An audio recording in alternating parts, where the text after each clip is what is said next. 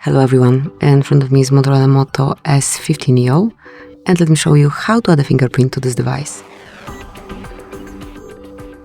First open the settings, then find and select Security and Privacy, mark Device Unlock and select Fingerprint.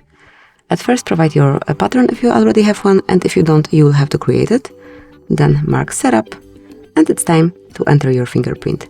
The sensor is located in the middle of the screen, so just grab your phone as you usually do it and keep tapping till your fingerprint is fully added.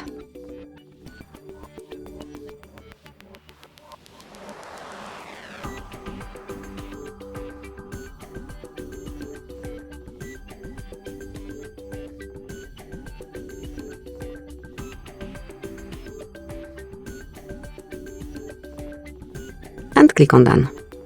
From now on you can unlock your device with this fingerprint only. So that's it. Thank you for watching. Please subscribe our channel and leave the thumbs up.